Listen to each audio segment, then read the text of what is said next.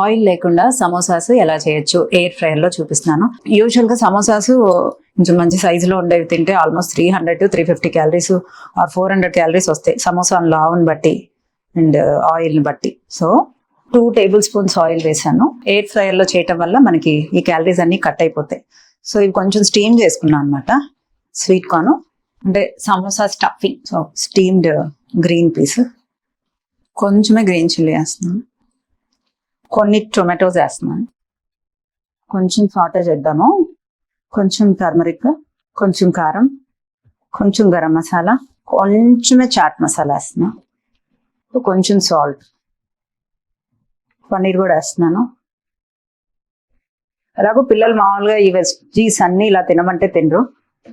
So ఇలా చిట్టి చిట్టి సమోసాలు చేస్తే అది ఎయిర్ ఫ్రైయర్ లో వితౌట్ డీప్ ఫ్రైయింగ్ చాలా బాగుంటుంది. ఇవి కూడా ఫ్రైడ్ ఆనియన్స్ ఎయిర్ ఫ్రైయర్ లో చేశాను.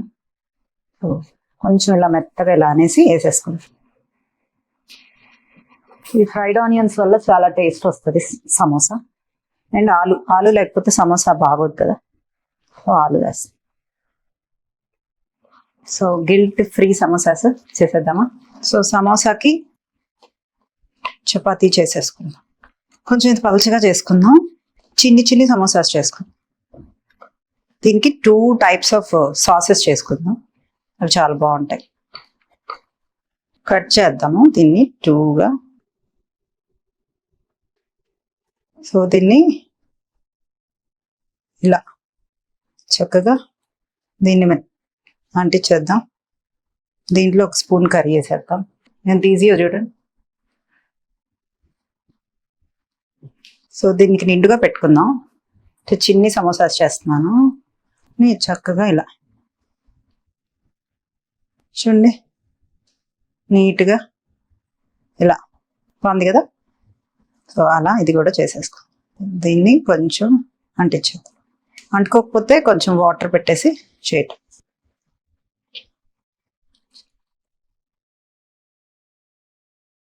సో 2 సమోసాస్ ఇలా కొన్ని సమోసాస్ చేసేసి ఎయిర్ ఫ్రైయర్ లో పెట్టేద్దాం. సో చక్కగా చేసేసుకున్నాం. సో దీని మీద కూడా కొంచెం ఆయిల్ పెట్టేసుకుని ఇది ఒక్కొక్కటి పెట్టేస్తాం. సో చక్కగా వీటికి కూడా కొంచెం కొంచెం ఆయిల్ పైన రాతాం. ఆయిల్ రాయకపోయినా బాగానే వస్తాయి, కొంచెం రాతాం.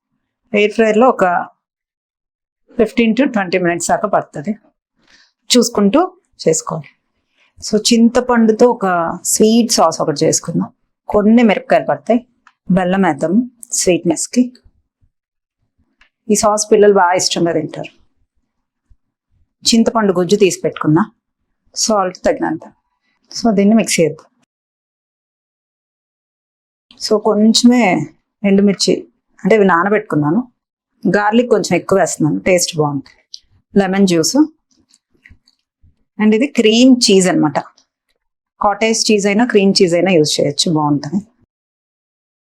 కొంచెం సాల్ట్ వేస్తున్నాం, దీన్ని మిక్స్ చేసేద్దాం. నెక్స్ట్ ఈ సాస్ ఒకటి, పిల్లలకు బాగా ఇష్టం అవుతాయి 2 సాసెస్. చక్కగా ఇంట్లో ఇలా సమోసాస్ చేసి సమ్మర్లో పిల్లలకి సర్వ్ చేయండి. టేస్ట్ చేద్దాం samosas. So almost 15 to 20 minutes అయిపోయింది. స్టాప్ చేసాం. చూడండి చక్కగా అయిపోయింది. బాగా కాలిపోతున్నాయి. సో బాగా వేడిగా ఉన్నాయి. చూడండి చక్కగా ఆయిల్ ఫ్రీ, చక్కగా సమోసా లాగే ఉంది. బాగా కాలుతుంది. చక్కగా లోపల కర్రీ ఉంది. ఫస్ట్ ఇందులో ముంచుకొని తిన్నా.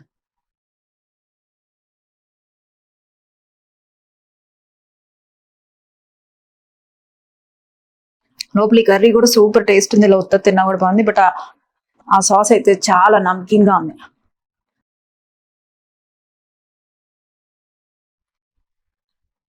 ఇది చీజ్ సాస్. ఒకటికి మించి ఒకటి ఉన్నాయి. సో సౌండ్ చూసారా, అంటే ఆయిల్లో ఫ్రై చేసినట్లే ఉన్నాయి. మీరు డెఫినెట్గా ట్రై చేయాలి ఇవి. చూడండి అంతే ఉంది. చూడండి తీస్తే కూడా ఇలా చక్కగా